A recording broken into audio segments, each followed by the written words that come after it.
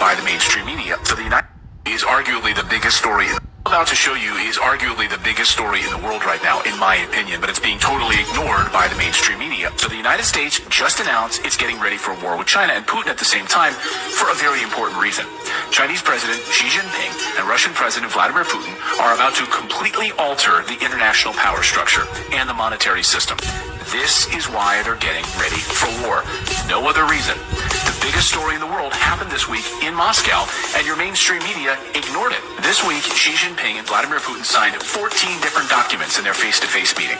The biggest had to do with trade and currency. It's perhaps the biggest story in the world right now, but again, the U.S. media was obsessed with something else. He could be days away from becoming the first former president to be indicted. Donald Trump is under multiple criminal inquiries. The media wants you distracted from the U.S. banking crisis and the decline of the U.S. dollar. Saudi Arabia and Iran, Sunni and Shiite Muslim, are sworn enemies. They hate each other. And yet China just brokered a peace deal between them.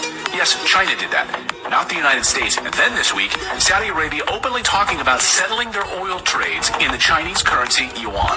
This would replace the U.S. dollar. They would replace the petrodollar, the U.S. dollar that we use as a hammer to sanction any country we like. If the U.S. doesn't like you and wants to sanction you, they can, because if you want oil, you'll need to pay with the U.S. dollar to settle that transaction. Imagine if the U.S. can't threaten you with dollars anymore.